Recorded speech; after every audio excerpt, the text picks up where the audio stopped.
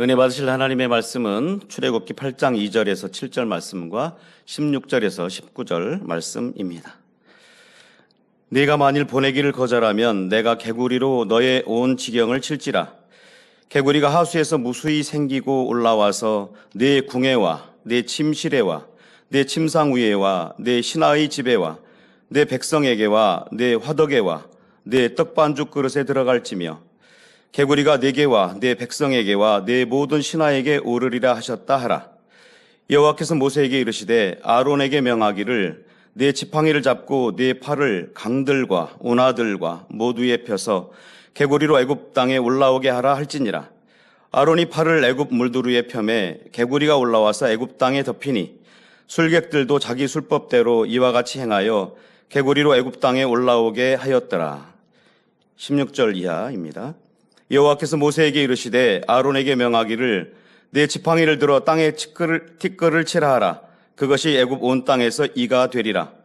그들이 그대로 행할세 아론이 지팡이를 잡고 손을 들어 땅에 티끌을 치매 애굽 온 땅의 티끌이 다 이가 되어 사람과 생축에게 오르니 술객들이 자기 술법으로 이같이 행하여 이를 내려 하였으나 못하였고 이는 사람과 생축에게 있은지라. 술객이 바로에게 고하되 이는 하나님의 권능이니이다 하나 바로의 마음이 강팍하게 되어 그들을 듣지 아니하였으니 여호와의 말씀과 같더라. 아멘. 연합상거대의 찬양이 있은 후 사랑하는 당회자님께서 10장 4번째 개구리 이 재앙 제하의 귀한 말씀을 증거해 주시겠습니다.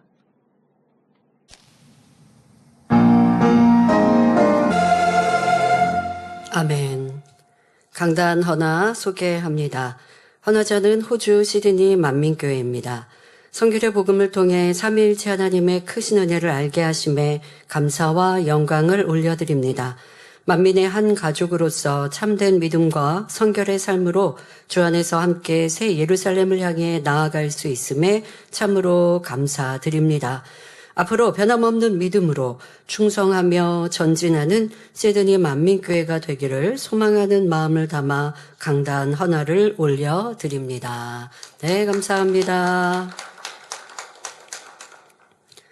사랑하는 성도 여러분, 주님을 영접하여 구원받고 하나님의 자녀된 우리는 성경을 통해 하나님의 뜻을 깨닫습니다. 그런데 구약 성경은 이스라엘의 역사가 기록된 역사서가 포함되어 있지요. 하나님은 이스라엘이라는 나라를 본보기로 세워 우리 인생들에게 깨우침을 주고 계신 것입니다. 그럼 지금으로부터 3000여 년 전 하나님께서 애굽 왕과 백성들에게 내리신 이 재앙은 현대를 사는 우리와 무슨 상관이 있는 것일까요? 애굽은 하나님을 믿지 않는 이방 나라이니 하나님을 믿는 자녀들과는 상관이 없는 것 아닐까요? 우리는 주님의 보혈로 하나님의 자녀가 되었지만 아직 마음의 죄악을 다 벗은 것도 아니고 이 땅을 떠나 천국에 이른 것도 아닙니다. 원수마귀가 주관하는 애굽과 같은 세상에 살며 죄악을 스스럼 없이 행하는 사람들과 함께 살아가고 있습니다. 그러니 애굽에 내린 재앙이나 그 안에 담긴 영적인 뜻도 다 우리에게 주시는 말씀으로 들어야 합니다. 영적으로 우리는 애굽과 같은 세상에 살고 있다 표현합니다. 애굽하면 범죄하고 하나님을 경외치 않은 대표적인 나라로 애굽이라고 우리가 지칭하는데요. 이 세상이 그리한 것이죠. 그렇기에 열재앙 또한 우리에게 주시는 말씀으로 알아야 합니다. 더더욱 출애굽기 15장 26절에 이스라엘 백성들에게 말씀하십니다. 너희가 너희 하나님 나 여호와의 말을 청종하고 나의 보기에 의를 행하며 내 계명에 귀를 기울이며 내 모든 규례를 지키면 내가 애굽 사람에게 내린 모든 질병의 하나도 너희에게 내리지 아니하리니 나는 너희를 치료하는 여호와임이니라 하셨습니다. 이스라엘 백성에게 애굽에 내린 이 질병, 이것은 또 열재앙도 포함되어 있죠. 이것을 너희에게 임하지 않는 방법에 대해 말씀을 하시죠. 그러니까 이스라엘과 하나님을 믿는 선민들과 애굽에 내린 재앙과 질병이 별개가 아니라 다 상관관계가 있음을 말씀하십니다. 그러면서 이 말씀을 대로 하나님의 뜻대로 살면 어떠한 질병도 재앙도 임하지 않는 것이고, 자, 이 말씀을 다시 바꾸어 말하면 하나님의 말씀과 계명, 규례를 지켜 행하지 않으면 애굽에 내린 질병이 우리에게도 임할 수 있다는 말씀입니다. 임하지 않는 방법이기도 하지만 왜 임하는지도 알려주시는 말씀인 것이죠. 다시 말해 하나님 말씀 안에 살지 않는 신앙인이나 세상 사람에게나 동일하게 임하는 재앙이라고 성경에 기록하신 것입니다. 우리와 상관이 없다면 성경에 기록해 놓을 필요가 없지요. 그러니 말씀을 두렵고 떨림으로 받되 재앙에서 떠날 방법도 알려주셨으니 그대로 순종하셔서 이제는 재앙이 아니라 축복만 받아가는 복된 성도님들이 되시길 기원합니다. 사랑하는 성도 여러분, 온 애굽에 임한 피해 재앙으로 하나님의 살아계심과 그 권능을 목도한 바로는 회개하고 돌이키기는커녕 그 마음을 더욱 강팍하게 하며 하나님의 말씀을 듣지 않았습니다. 하나님께서 바로에게 직접 말씀하신 거 아닌데요.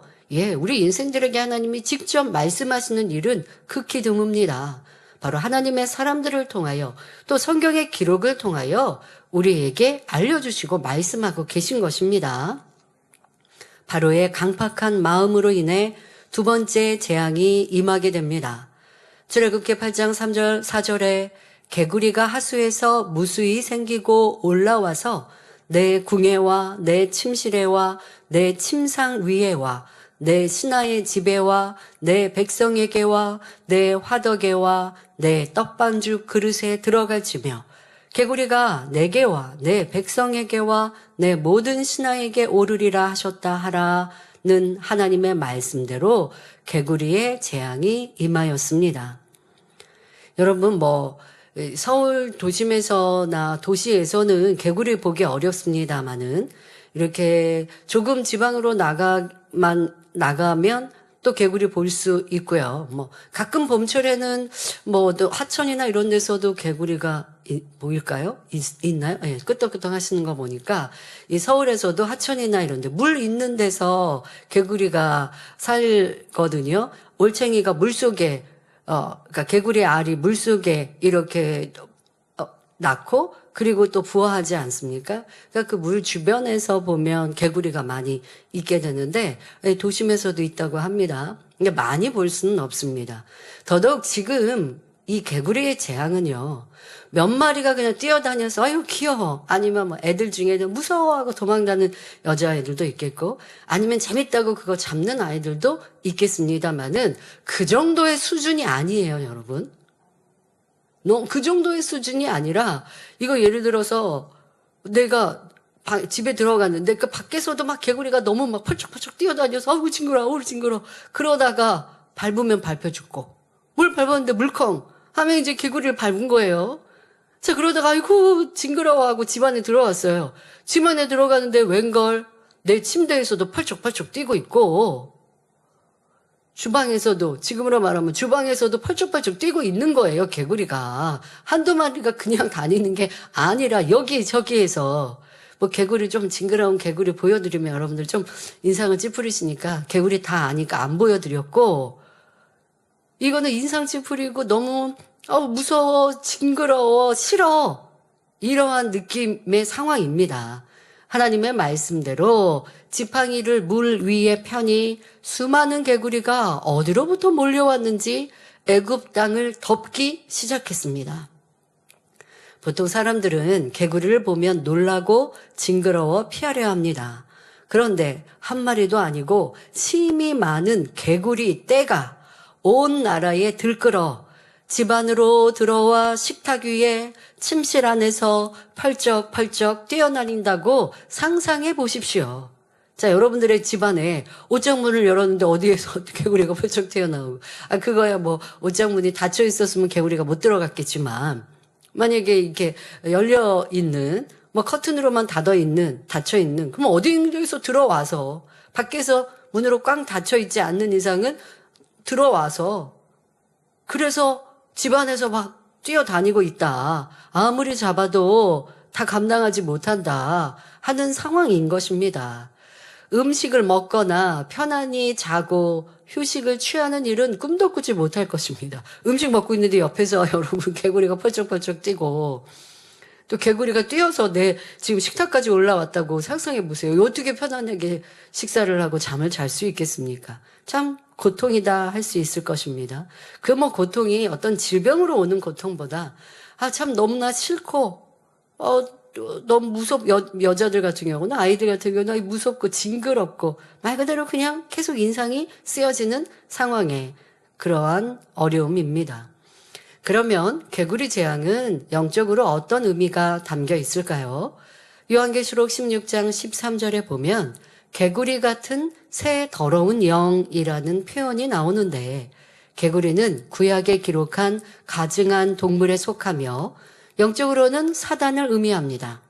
그리고 개구리가 왕이 거하는 궁과 신하의 집과 백성에게 들어간다는 것은 높은 자나 낮은 자, 부요한 자나 가난한 자, 지위 고하를 막론하고 모든 사람에게 동일하게 재앙이 임하는 것을 나타내지요. 또 개구리가 침상 위에 올라왔다는 것은 부부 사이에 분란이 일어나는 것을 뜻합니다. 일례로 아내가 주님을 믿어 교회에 다니는 중에 남편이 외도한 일이 드러나면 남편은 당신이 교회에 다니니 내가 그런 거지라고 핑계를 대는 경우가 있습니다. 교회를 다녀서가 아니라 내 안에 그렇게 이성을 보고 마음이 움직이는 간음이, 음란함이, 음행이 너무 크게 있었고, 또 그와 같은 것들을 행해놓고, 또 원래 숨겨서 행해놓고, 이게 드러났는데 딱 아내가 이제 열심히 신앙생활하고 있는 그 즈음, 그러니까 교회를, 하나님을 핑계하고 탓하더라는 것이고, 아내를 내 잘못인데 내 잘못이라 하는 것이 아니라 아내를 탓하더라는 것입니다. 부부 불화의 원인을 교회 탓으로 돌리는 남편의 말을 그대로 믿고 아내가 하나님을 멀리하게 된다면 이것이 바로 침실에 사단이 분란을 일으킨 경우입니다. 자, 개구리의 재앙은 여러분들이 이렇게 이해하시면 됩니다. 다툼이, 싸움이 일어나고, 이게 작은 것 같지만 계속 짜증스러운 일들이 반복된다면 살기도 참 힘들지요. 밖에 나가서 직장에서도 동료하고 다투고, 일을 하다 업무를 하다가 어떤 고객을 만나거나 아니면 사업상 일을 만났는데 일이 성사되지 않는 건 물론이고 큰 소리가 나고 다툼이 일어나고, 그리고 또 집에 들어왔는데 집안에서도 부부 안에 냉랭한 것은 물론이고 사랑이 없어 냉랭한 것을 지금 개구리 재앙이라고 말하지 않아요. 뭔가 조금만 티격태격 다투고 싸우고, 이게 사람이 평안하게 어떻게 살겠습니까? 어떻게 건강이 유지되겠으며 어떻게 행복하다 하겠습니까? 이렇게 짜증스럽고 다투고 하는 일들이 반복 되는 것, 이것이 바로 개구리 재앙으로 이해하시면 되겠습니다. 자, 지금 같은 다툼이 일어나는 일을 남편은 자기의 외도라고 잘못이라고 생각하지 않고 도리어 교회 다니는 아내를 탓하는데, 아내가 이럴 때 분별을 하고, 남편이 지금 외도하는 게 드러나니까 하나님을 탓하고 교회를 탓하네? 이건 결국 나를 믿음 안에서 떠나게 하려고 하는 사단의 역사야. 이렇게 분별해야 하는데 그래야지 못합니다. 그래야지 못하고 믿음을 잃으면 이거는 개구리 재앙에서 더 큰 재앙으로 떨어지게 되는데요. 자, 이때 아내는 자기의 신앙생활을 돌아보아야 합니다. 신앙생활을 나는 잘한 것처럼 보였는데 막상 이렇게 남편을 통하여서 지금 어려움이 오고 시험이 온 거잖아요. 남편이 외도했다, 배우자가 외도했다 하면 이거는 큰 괴로움과 어려움인데, 이런 시험을 만나게 되니 열심히 신앙생활을 했던 아내가 마음이 요동하고 믿음도 천국 소망도 사라져 버립니다. 기쁨과 평안이 떠나며 현실을 보고 걱정하고 있습니다.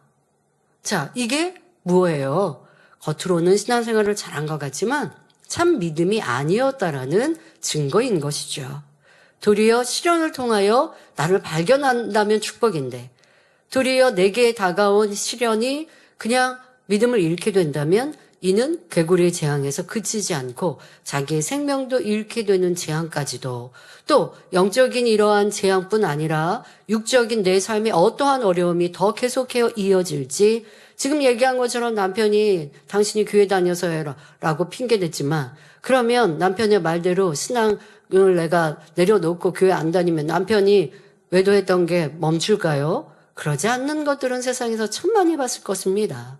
그런데 이럴 때 사단이 이렇게 역사하는데 넘어가서 내 신앙과 믿음, 내 생명을 잃게 된다면 이게 이제 사단의 역사가 통한 것이죠. 그래서는 아니 됩니다. 자, 그런데 이러한 어려움이 왔을 때 정녕 천국의 소망과 하나님에 대한 믿음이 있는 성도라면 이 땅에서 만나는 어려움으로 넘어지지 않고 능히 승리하여 축복된 삶으로 나올 것입니다. 그렇게 어려움을 선과 믿음으로 승리하면 도리어 남편이 회개하고 구원에 이르며 더 사랑으로 하나 되는 부부가 될 수 있습니다. 어떻게 해요?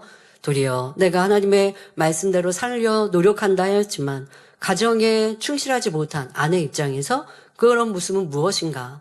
내가 남편에게 당신 교회 가야 돼요. 나랑 같이 교회 안 나오면 지옥 가요. 이런 식의 말들로 사랑 없이 정죄하거나 지적하는 모습은 아니었는가? 남편의 외도를 통해 내 신앙과 내 마음과 내가 하나님 앞에 얼마나 바로 섰는가? 또 이러한 육적인 시련을 통하여 내 안에 행복과 기쁨, 감사를 잃어버렸는가? 아니면 변함없이 기쁨과 감사로 살고 있는가? 이런 것들을 돌아보고 회개하고 돌이킨다면, 그러면 남편의 외도가 끝나는 것도 물론이지만 함께 구원에 이르게 되는 축복으로 바뀌게 되는 것입니다. 그러니까 시련이었지만 내가 돌아서서 돌이켜서 하나님 뜻 가운데 살면 사단은 떠나가고 하나님께서 응답으로 축복으로 바꿔주실 수 있는 것이죠. 이렇게 연단을 믿음으로 승리할 것인가, 재앙으로 시험에 빠질 것인가도 개인의 선택임을 알아야 합니다. 그런데 이거는 내 탓이었는데, 내가 이렇게 선택해서 내가 남편의 말을 육으로 그냥 듣고, 이런 여성도님들이 신앙 안에 교회 우리 만민의 역사 속에서도 뜨문뜨문 저도 들었습니다. 어떤 분도 이런 비슷한 아직 배우자가 구원에 이르지 못했을 때 외도라든가 아니면 여러 가지 이유로 아내를 핍박을 하고 교회를 나가지 말라 하지요.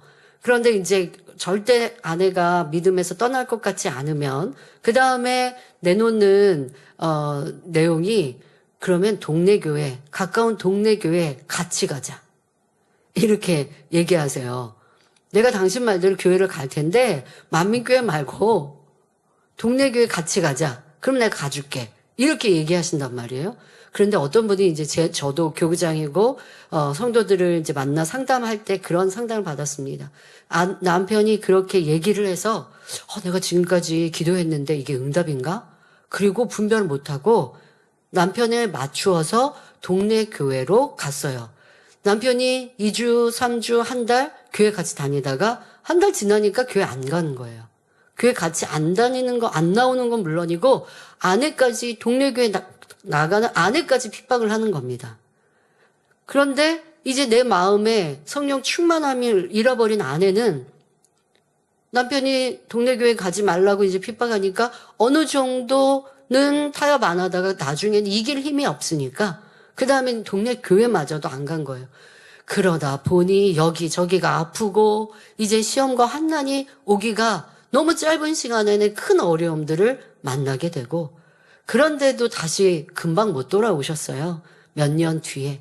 너무 고통스럽고 힘드니 몇 년 뒤에 다시 돌아와서 지금과 같은 회개를 하시면서 내가 그때 잘못 선택해서 지금의 이러한 괴로움과 어려움을 만났노라고 하시는 여성도님이 기억이 납니다. 이러한 상황들 속에 여러분들이 분별을 하고 또 진리를 선택하면 사단은 떠나고 하나님의 축복과 응답이 임하게 되는 것이지요. 근데 그 과정에 뭐가 꼭 필요합니까? 나를 돌아보는 돌이킴이 필요하죠. 하나님을 더 기쁘시게 하지 못한 것, 진리 안에 온전히 행하지 못한 걸 회개하고 내 행함을 바꿔나가면 이 사단의 역사는 도리어 나를 성장케 하고 변화시키는 축복의 연단이 될 수 있습니다. 자, 재앙과 연단, 시험은 다른 언어라고, 다른 뜻이라고 설명했습니다.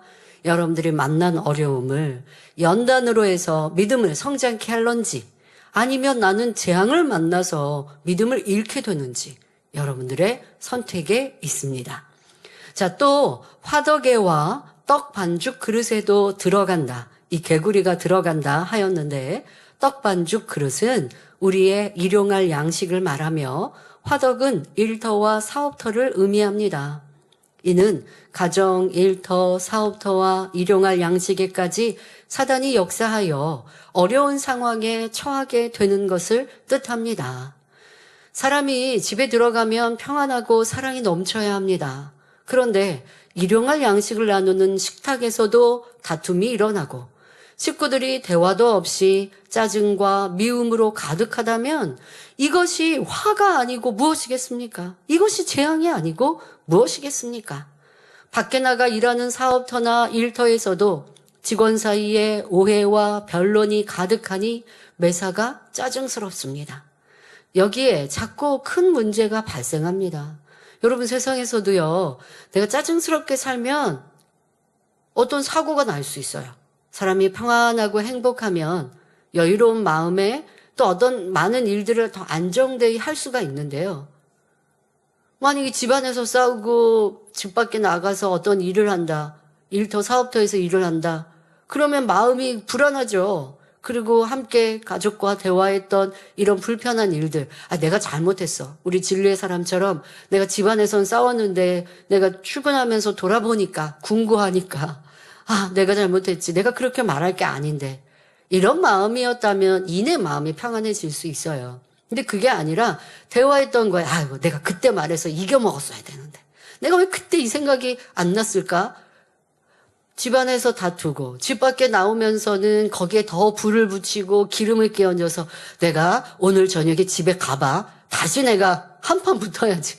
한판 붙어야지는 생각 안 하지만 내가 아까 하지 못했던 말, 아침에 대꾸하지 못한 거 저녁에 가서 해야지.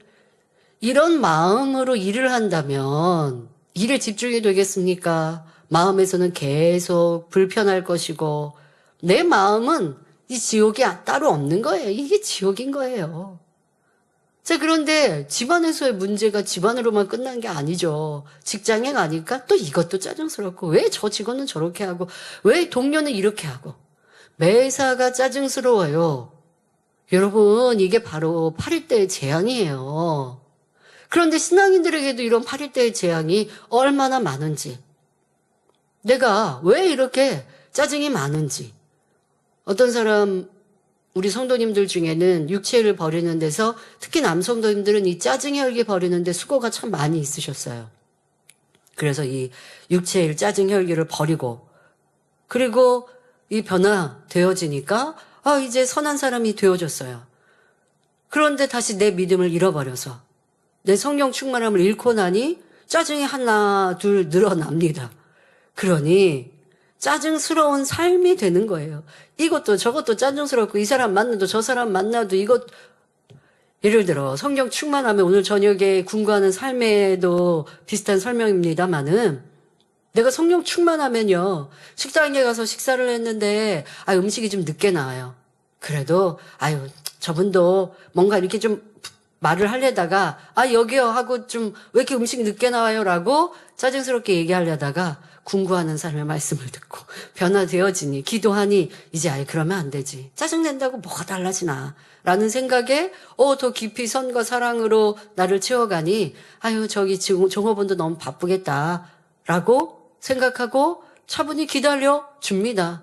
그러면 내 마음에 얼마나 여유롭습니까? 근데 그렇게 기다리다가 음식을 메뉴를 아예 까먹는 경우도 있으니까 너무 느렸다 싶으면 좀 설명 불러서 한번 물어보는. 그러니까 물어볼 때 왜 이렇게 안 나와요? 짜증스럽게 하지 말고 요거 메뉴가 안 나왔는데 라고 조심스럽게 물어보면 그러면 직원이 보니까 우리가 놓쳤네요. 그러면 그 직원도 죄송합니다 하지 않겠습니까? 이렇게 해서 좋은 관계, 이해하고 양보하고 베풀고 친절한 이러한 사회가 되면 얼마나 좋을까요? 근데 이런 사회는 바로 나로부터 만들어지는데 내 말이 짜증스러운가, 불평이, 혈기가 많은가? 그건 바로 이미 나는 이 재앙을 만난 거예요. 근데 사람들은 뭐라고 생각해요? 짜증스러운 일들이 계속 생긴다. 짜증스러운 일들이 계속 생기는 게 재앙 중에 거의 있는 거예요. 그리고 내가 성령 충만하지 않은 것이에요. 이것을 여러분들이 찾아내서 빨리 돌이켜야 합니다. 자, 가정, 사업터, 일터, 일용할 양식에까지 사단이 역사하여 분란을 일으킨다면 참으로 견디기 힘든 일입니다. 여러분, 짜증이 많은 분들은요, 식탁 안에서도 짜증내요. 음식이 왜 이렇게 맛이 없냐? 왜 내가 좋아하는 반찬은 없냐? 왜 이 밥은 이렇게 질었냐? 아니면 지른 건 질었다고 얘기할 수 있어요. 나는 안 진 밥 좋아하는데, 나는 된 밥 좋아하는데. 아내가 예를 들어 매번 계속 진밥만 내요. 그러면 웃으면서 나는 진밥 말고 된 밥을 좋아하는데 우리 아내 씨는 진밥을 좋아하시나? 만약에 정말 아내분이 진밥을 좋아하면 또 남편을 위해서 또 되게 된 밥도 해주시고, 진밥, 된 밥 아시죠? 네. 이렇게 해주시고 해야죠. 그런 부탁의 마음으로 좀, 웃으면서 얘기하는 거, 이거는 짜증냈다고 할 필요 없죠. 그런데 똑같은 상황도 너무 짜증스러워요. 나 어제도 진밥 먹었는데, 오늘도 진밥이고, 도대체 왜 내가 좋아하는 건 안 주니? 이게 짜증스러운 거잖아요. 상황은 똑같지만 짜증이 나고 안 나고는 내 안에서 벌어집니다. 여러분들이 왜 그러한 선택을 하는지 바로 내 안에 성령 충만함이 없기 때문이죠. 이렇게 매사가 짜증과 불평과 불만으로 가득한 일들 여러분들의 삶에서 있지 않은지, 그때 짜증낼 때 절대 누구 때문이라고 탓하지 마시고 내 안에 이 짜증 내게 하는 지금 내가 파리하고 같이 살고 있나? 내 집안에도 파리떼가 아니죠. 개구리가 지금 여기 저기서 이 떼는 아니지만 내가 지금 내 집안에 개구리를 키우고 있나? 여러분들이 생각하시고 이 징그러운 개구리, 더더욱 이 개구리는 성경상에서 이렇게 사단을 의미하니까 좋아할 이유가 없어요. 여러분들이 이렇게 점검하시자고요. 우리 지금은 우스갯소리로 말씀드립니다만은 우리 집안에, 내 집에 이거 내 마음에 사단이 역사한다. 여러분 생각에 사단이 역사하는 거예요. 개구리하고 같이 살고 있으면 이게 뭐가 평안한 일입니까? 절대 아니 되겠습니다. 자, 이처럼 시험이 이곳 저곳 곳에서 찾아온다는 것입니다. 이게 개구리 떼의 재앙입니다. 개구리 떼의 재앙입니다. 이제 다음에 설명할 파리 떼는요, 조금 더 심각해진 이런 질병으로 오는 것인데요. 이 개구리 떼는 아직 그런 질병까지 임하지 않았으니 빨리 돌이켜야 합니다. 자, 이때 교회를 다닌다 했으나 어둠 가운데 거한 것, 이러한 짜증스러움과 개구리 떼의 재앙이 있을 때, 내가 교회를 다니고 신앙을 가졌다 하지만 어둠 가운데 거한 것, 하나님의 말씀에 불순종한 것을 찾아 철저히 회개해야 합니다. 그리고 하나님 앞에 바로 서면 하나님께서는 사단의 회방을 다 물리쳐 주시고 성령의 불담으로 지켜주십니다. 이런 경우도 있습니다. 부부가 전도받아 교회를 나오게 되었습니다. 남편은 믿음이 주어지고 행복하게 신앙생활 하려고 하는데 아내는 그렇지를 않아 하나님의 역사를 들어도 우연의 일처로 돌림으로 결국 재앙이 임했습니다. 자녀에게 임할 수도 있고 아내가 하는 사업에 임한다든지 아내에게 질병이 임할 수도 있지요. 자, 남편은 이제 신앙을 내가 다잡고 가려고 하는데 상대적으로 아내로 인하여 이러한 어려움들을 만나게 됩니다. 이때 남편은 어떻겠습니까? 내게 질병이나 어려움이 온 건 아니지만 가족에게 어려움이 왔으니 할 수 없이 함께 고통을 받게 되지요. 자, 그러나 오히려 감사하고 아내가 이 재앙을 통해 깨어져서 믿음 안에 들어올 것을 바라며 기도한다면 그 믿음대로 아름다운 가정을 이룰 것이요. 하나님이 주시는 화목한 가정이 될 것입니다. 이 재앙이 아니었으면 아내가 영원히 하나님을 등져버릴 수도 있는데 아내에게 돌이킬 수 있는 기회가 주어졌으니 감사하고 기뻐할 수 있는 것입니다. 믿음이 없다면 근심 걱정이 따르겠으나 믿음이 있다면 오히려 기뻐할 수 있는 것입니다. 그러니 어떤 시험이나 재앙이 문제될 것이 없고 중요한 것은 믿음이 있느냐 하는 것이지요. 그러므로 우리 성도님들은 만나는 모든 일들을 믿음으로 대입하여 어려움이 형통으로 문제가 축복으로 바뀔 수 있기를 기원합니다. 여러분들 정말 짜증이 막 올라올 때 그런 때를 한번 떠올려 보세요. 어떤 때 그랬는가.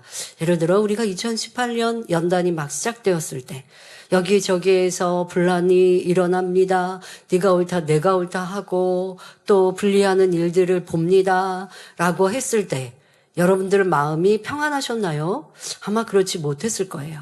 내가 귀를 딱 막고 내 마음을 기도로 하나님 말씀으로 그럴 때 금식하고 성경을 읽고 말씀을 다 반복하여 들으면서 아 이게 무슨 일인가 이때 나는 어떻게 해야 하는가 라고 스스로가 반석에 섰다면이 안전하고 평안했겠지만 그러나 그렇지 않고 이 사람 저 사람 만나면서 듣고 들은 말을 또 전하고 자 그렇게 했더니 내 마음이 평안한 게 아니라 계속하여 짜증이 일어나고 또 예전에 버렸던 악의 모양들이 드러나서 나 이거 버렸는데 미움이 다툼이 시기 질투가 뭐 더더욱 혈기가 이렇게 다툼 싸움이 예전에 다 버린 육체의 일들인데 왜 이렇게 드러나지?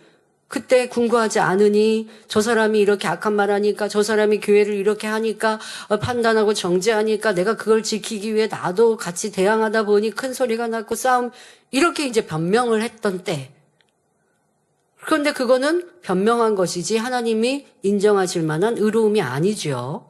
자 그렇게 내가 변명하면서 계속 육체를 행할 때 그 마음이 너무 짜증스러웠을 것이고 또 이거 버린 것 같았던 죄가 분명히 인지가 되는 거예요. 싸우면 안 돼. 다투면 안 돼. 욕하면 안 돼. 이걸 알아요. 그런데 문제는 뭐냐? 다스려지지가 않는 거예요. 그랬던 여러분 기억이 있으실 거예요. 진리를 몰라서가 아니라 모르는 세상 사람들은 자기를 못 다스리는데 진리가 알아서 다스려졌고 또 버렸단 말이에요. 그런데 어떠한 순간에 다스려지지 않아요. 이게 악인 거 알고 죄인 거 알고 그러면 안 되는 걸 아는데 다스려지지 않는 것. 여러분 이게 재앙이 아니고 무엇이겠습니까? 사람인데 내 감정 하나 못 다스린단 말이에요. 세상 사람들이 성령 받지 못한 사람은 그렇다 치고 내 안에 성령이 임하셨고 주님의 보혈로 구원받아 하나님의 아들, 딸이 됐는데 내 생각, 내 입술을 다스리지 못한다? 이거는 뭡니까? 육체의 사람이에요. 이 육체의 사람은 하나님이 함께하지 않으신다 하셨어요. 그러니 그것부터가 재앙이죠. 그 어디에서 내가 사망에 이르는 죄를 짓지 않아서의 문제가 아니라 육체의 일들을 버젓이 아는데 이제 믿음의 1단계 들어오고 이제 구원받은 성도가 육체의 일을 버리기 위해 애쓰는 단계가 아니라 이미 나는 믿음의 3단계, 4단계, 영의 사람까지 이르렀는데 그런데 어느 순간 내가 육체의 일들을 행하고 있어요. 무슨 사망에 이르는 것이 아니라 한들 짜증이든 수군거림이든 다툼이든 자 이렇게 육체를 행하는데 다스려지지 않아요. 육체를 행하는데 다스려지지 않으면 육체의 사람인 거예요. 육체의 사람 하면 창세기 6장에 하나님께서 너희가 내가 지은 사람들이 육체의 사람이 되었고 나는 그들과 함께하지 않는다. 그게 뭐예요? 구원 못 받는다. 그러니 나는 교회 다닙니다. 교회 출석합니다. 여전히 사명도 있고 직분도 있습니다. 그런데 내가 육체의 일을 버렸는데 다시 올라오고 그 육체의 일조차 다스리지 못한다? 분명한 재앙입니다.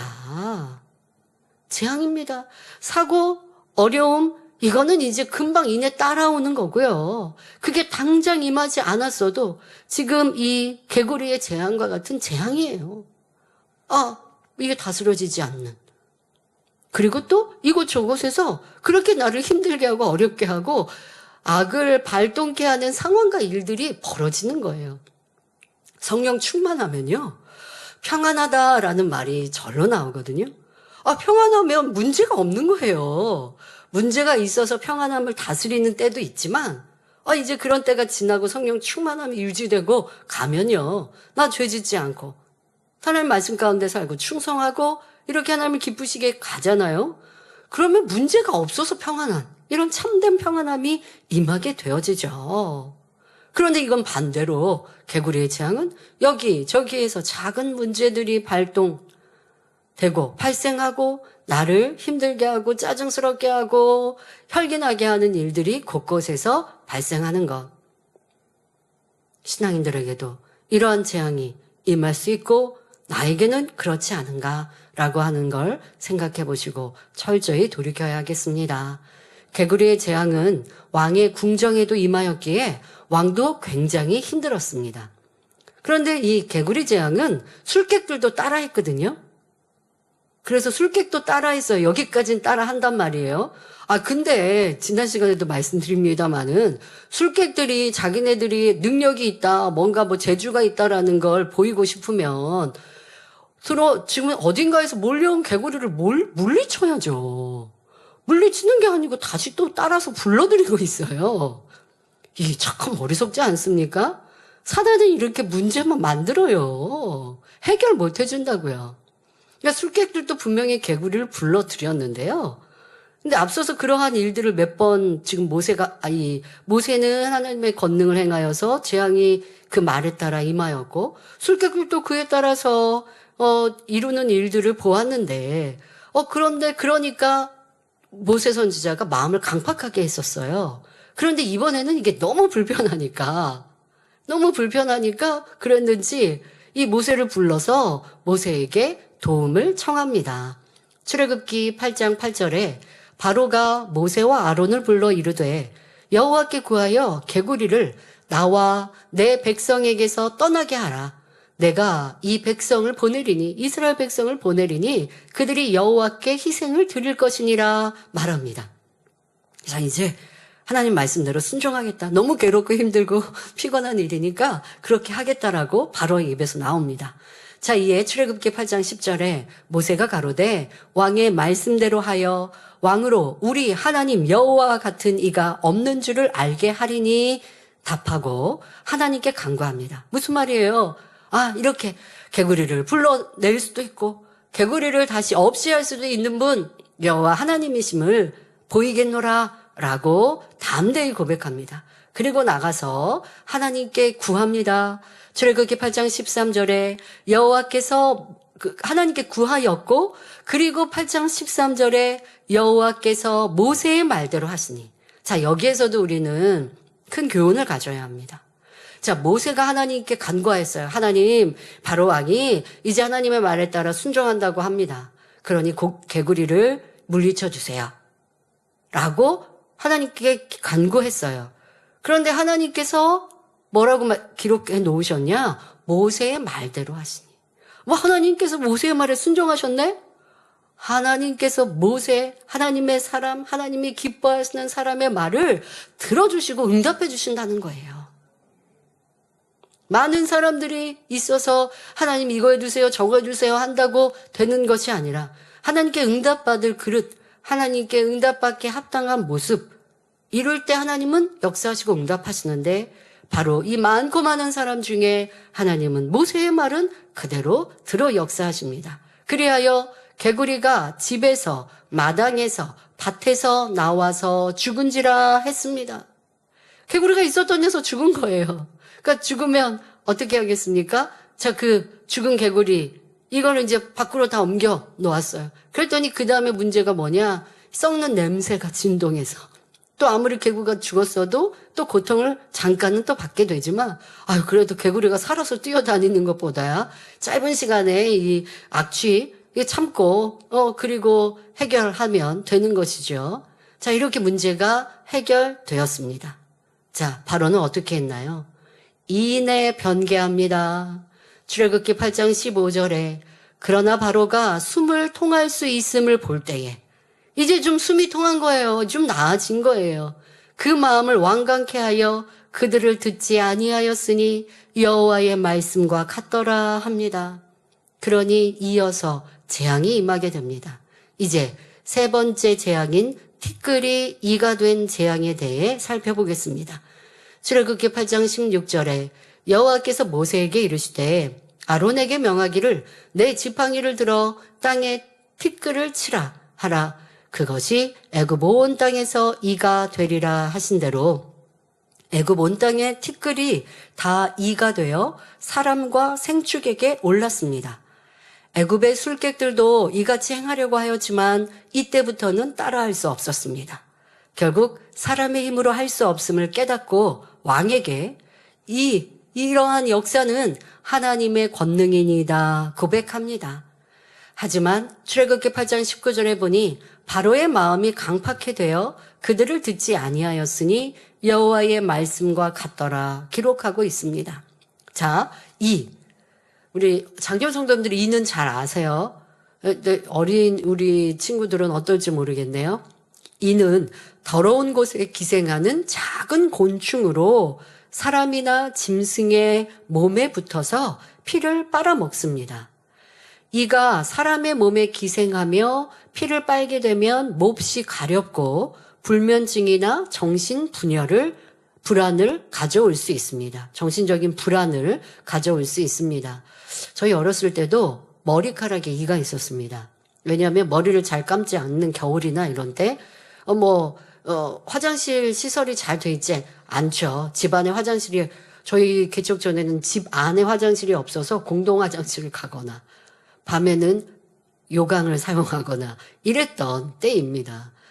그러다 보니까 이제 겨울철 되면 일주일에 한 번 목욕탕 가서 씻는 거죠. 그러니까 그냥 세수하고 발 씻는 거는 할 수 있지만 공동 수도에서 할 수 있어요. 그런데 샤워하고 목욕하는 건 그거는 이제 일주일에 한 번 목욕탕을 가든가 아니면 따뜻한 여름 계절이나 이런 때는 그냥 이제 저희 같은 경우는 가게에다가 밤 시간 가게 문 닫고 나면 저희는 이제 아직 어리니까 그런데 보통은 이제 목욕탕 갔었는데요. 목욕탕을 못 갔을 때는 이렇게 이제 큰 다라라고 얘기하는데 큰 통에다가 거기에다 물 받아놓고 엄마가 이제 씻겨주시는 거죠. 겨울에도 그랬습니다.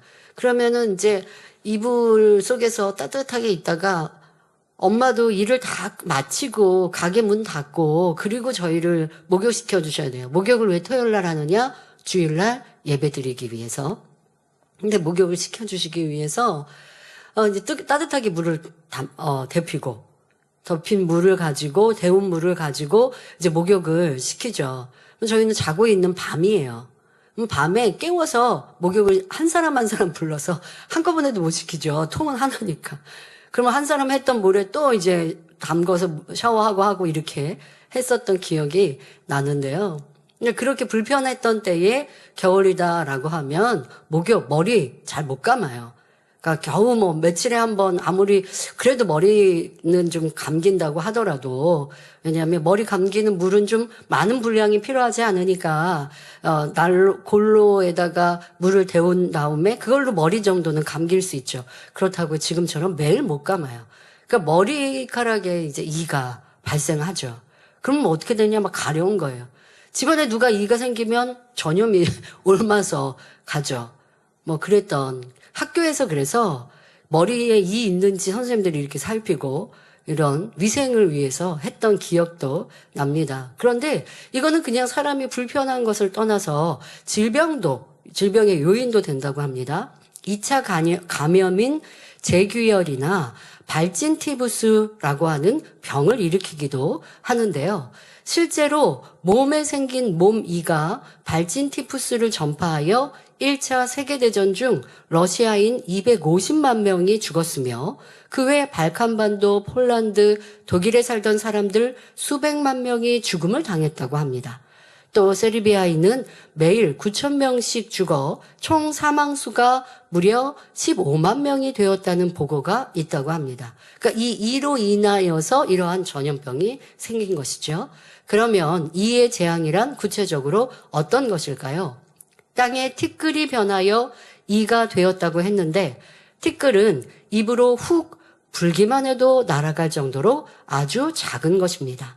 보통 3에서 4mm부터 0.5mm의 작은 것까지 있습니다.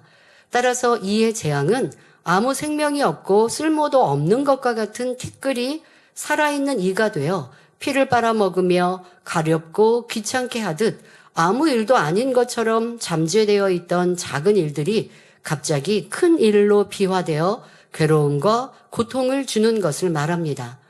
일반적으로 가려움은 다른 질병에 비해 작은 고통이라고 할 수 있지만 겪어본 사람은 얼마나 귀찮고 힘든지 알 것입니다.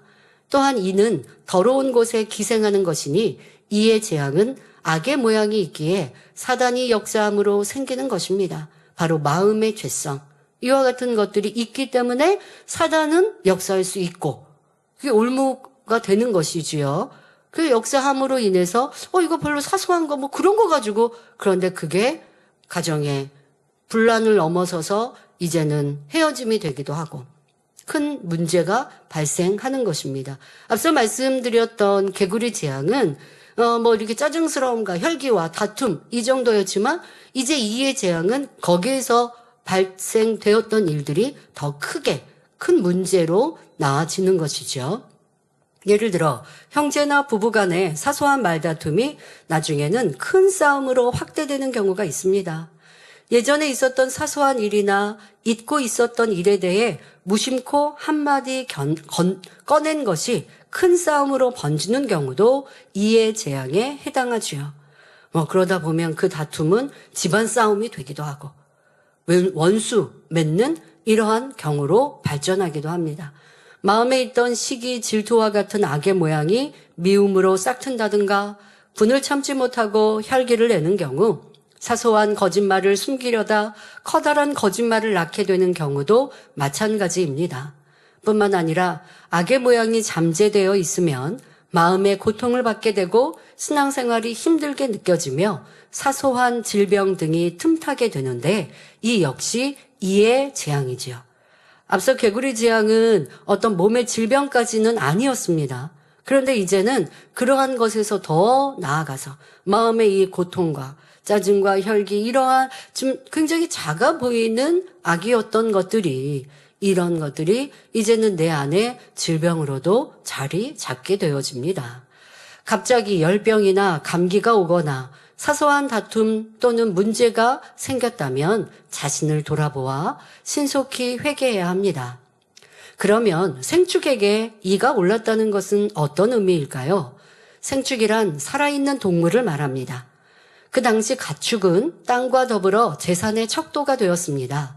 왕이든 신하든 백성이든 땅과 포도원이 있었고 짐승을 길러 자기의 소유로 만들었습니다. 오늘날 우리의 소유물은 무엇입니까? 집이나 땅, 사업터, 일터뿐 아니라 가족도 이에 포함됩니다. 그런데 생축이란 살아있는 것이니 함께 동거하고 있는 가족을 의미하지요. 사람과 생축에게 이가 올랐다는 것은 사소한 문제들이 발전하여 자신뿐 아니라 가족까지도 함께 고통을 받게 된다는 뜻입니다. 부모의 잘못으로 사랑하는 자녀가 고통을 받거나 아내의 잘못으로 인해 남편이 괴로움을 당하게 되는 경우 등이 그 예입니다. 주변을 보면 어린아이들이 아토피와 같은 피부병으로 고통받는 경우가 있습니다. 처음에는 가벼운 가려움증으로 시작하여 이내 온몸으로 번져 진물이 나고 부스럼이 덮이기도 합니다. 심한 아이는 머리에서 발끝까지 피부가 갈라져 진물이 흐르기도 하고 살이 찢어져 고름과 피로 성할 날이 없습니다. 부모의 입장에서 그런 자녀의 모습을 볼 때 아무것도 해줄 수 없다는 사실에 안타깝다 못해 가슴이 저며온다고 고백하지요. 또한 부모가 혈기를 내었을 때 갑자기 어린 자녀가 열이 나기도 합니다. 이처럼 어린 자녀들의 질병은 대부분 부모의 잘못으로 인해 오는 경우가 많습니다. 이때 부모가 자신의 신앙을 점검하면서 사명을 제대로 감당하지 않은 것, 혹은 화평하지 못했던 모습 등 하나님 앞에 합당하지 않은 모습들을 돌이켜 회개하면 신속하게 치료됩니다. 이러한 일이 생기는 것도 회개하고 돌이키게 하기 위한 하나님의 사랑임을 깨우쳐야 합니다. 이렇게 이의 재앙은 악의 모양이 있으므로 임하는 것이니 사소한 것일지라도 우연으로 돌릴 것이 아니라 우리 안에 있는 악을 발견하여 신속히 회개하고 돌이켜야 합니다. 이의 재앙을 통해 하나님의 권능을 보여주었지만 바로는 여전히 마음이 강팍하여 모세의 말을 듣지 않았습니다. 지금까지 모세를 통해 나타난 권능만으로도 충분히 하나님을 믿을 수 있었지만 자신의 힘과 권세를 의지하며 스스로 신과 같이 여겼기에 하나님을 두려워하지 않았던 것입니다. 이처럼 여러 가지 재앙이 계속되고 있는데도 회개하고 돌이키기는커녕 오히려 마음이 더 강팍해지니 재앙도 점점 더 커질 수밖에 없었지요. 이에 재앙까지만 해도 돌이키면 바로 회복될 수 있었지만 다음 재앙부터는 점점 돌이키기 힘든 지경으로 치달아가게 됩니다. 결국 파리의 재앙이 임하게 되지요. 이에 대해서는 다음 시간에 설명하겠습니다. 환자를 위해 기도합니다. 아픈 분들은 아픈 것 위에 손을 얹으시고 아프지 않은 분들은 마음에 손을 가지고 가슴에 손을 얹고 기도받으시기 바랍니다. 좋으신 아버지 하나님, 오늘도 예배하며 말씀드린 모든 성도님들마다 이제 내가 돌이키고 회개할 것이 무엇인가를 찾아 막힌 담들을 헐므로 어떠한 어려움도 시련도 시험도 재앙도 만나지 아니하고 평안하고 안전한 삶을 살게 하여 주옵소서. 이 시간도 머리부터 발끝까지 뼈마디 오장육부 신경줄이 세포리기까지 성령의 불로 태워 깨끗하고 강건케 하여 주옵소서. 어떤 불친한치 희귀병이라 한다 할지라도 고질병이라 한다 할지라도 성령의 불로 태우시사 강건케 하여 주옵시며 마음의 소원 기도와 간구에도 응답하여 주옵소서. 학생의 본분 잘 감당하게 하시고 특별히 이번 주 11월 13일 목요일은 수능 시험이 있습니다. 우리 수험생들 평안케 하시고 또 마음도 생각도 지켜주셔서 또 부담 갖지 아니하게 하시고 좋은 성적 거두게 하시며 잠도 잘 자고 좋은 컨디션으로 시험에 임하며 실수하지 않도록 지켜 보호하여 주옵소서. 전국 전 세계 만민의 성도님들과 지교회 또한 모든 가정, 일터, 사업터 성령의 불담으로 천군천사 주님의 불꽃 같은 눈동자로 지켜 보호하여 주옵시고 응답으로 축복으로만 함께하여 주옵소서. 감사드리며 우리 주 예수 그리스도의 이름으로 기도하옵나이다. 아멘.